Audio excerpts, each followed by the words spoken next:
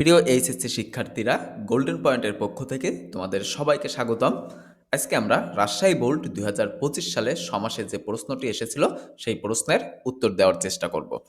যেমন দেখো, প্রথম প্রশ্নটি এসেছিল তেপান্তর। তেপান্তর যেটি কি সমাস? দ্বিগু সমাস। কারণ এটির যদি আমরা ব্যাস বাক্য করি তাহলে তিন প্রান্তরের সমাহার।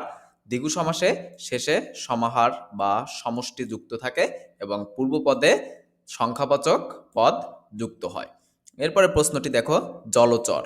জলচর এটি কোন সমাস? উপপদ তৎপুরুষ সমাস। কারণ এটির ব্যাসবাক্য যদি আমরা করি জলে চরে যা, জলচর।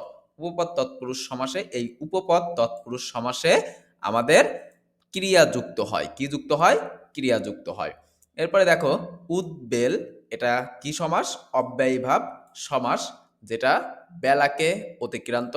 এটা হচ্ছে অব্যয়ীভাব সমাস। বেলাকে অতিক্রান্ত কি হবে? উদ্বেল। এবং তোমরা যদি খেয়াল করো যে অব্যয়ীভাব সমাসে, এই অব্যয়ীভাব সমাসে কি থাকে? অতিক্রান্ত থাকে, সামীপ্য থাকে, অভাব থাকে। এইগুলো যদি যুক্ত থাকে সেগুলোকে কি বলা হয়? অব্যয়ীভাব সমাস বলা হয়। এরপরে দেখো, মৃগ নয়না। মৃগ নয়না এটি কোন সমাস? বহুব্রীহি সমাস। বহুব্রীহি সমাসে পূর্বপদ এবং পরপদ কোনো পদই প্রাধান্য পায় না, নতুন একটা পদ যুক্ত হয়। যেমন দেখো, মৃগের নয়নের ন্যায় নয়ন যার, এটা কি হবে?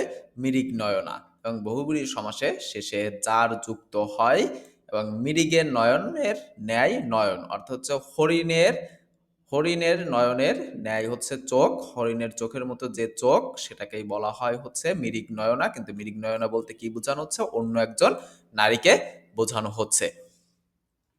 এরপরে দেখো, আমরা। আমরা কোন সমাস? দ্বন্দ্ব সমাস। কারণ দ্বন্দ্ব সমাসে সে, তুমি ও আমি এই ব্যাসবাক্য আসে হচ্ছে আমরা থেকে। তাহলে সে, তুমি ও আমি এটা কোন সমাস? দ্বন্দ্ব সমাস। কারণ দ্বন্দ্ব সমাসে ও এবং আর যুক্ত থাকে। এরপরে দেখো, মুখচন্ড। মুখচন্ড এটা কোন সমাস? উপমিত কর্মধারয় সমাস। মুখচন্ডের আমরা যদি ব্যাসবাক্য করি মুখচন্ডের ন্যায় মুখচন্ড। এবং উপমিত কর্মধারয়তে দুইটাই বিশেষ্য থাকে, মুখ ও বিশেষ্য, এখানে চন্ড বিশেষ্য। দুইটা যদি বিশেষ্য থাকে সেটাকে বলা হয় উপমিত কর্মধারয় সমাস। এরপরে দেখো, দেশান্তর। দেশান্তর এটা কোন সমাস? নিত্য সমাস। যে সমাসে কোনো নিয়মই মানে না সেটাকেই বলা হয় নিত্য সমাস। এবং দেশান্তরের যদি ব্যাসবাক্য করি এটির ব্যাসবাক্য হবে অন্য দেশ। দেশান্তর। গ্রামান্তর, অন্য গ্রাম। এরপরে দেখো, অনাচার। অনাচার কি হবে? না আচার। অনাচারের ব্যাসবাক্য কি? না আচার, যেটি ন ইয় তৎপুরুষ সমাস। আমরা জানি যে এই ন ইয় তৎপুরুষ সমাসে না, নেই এগুলো যুক্ত থাকে, সেগুলোকেই বলা হয় ন ইয় তৎপুরুষ সমাস। তোমরা চাইলে আমাদের পূর্বের ক্লাসে ঢাকা বোর্ড 2025 সমাসের উত্তরগুলো দেওয়া হয়েছে এবং তোমরা দেখবে সেখানে এই তেপান্তর এই শব্দটি কিন্তু ঢাকা বোর্ড 2025 এসেছিল।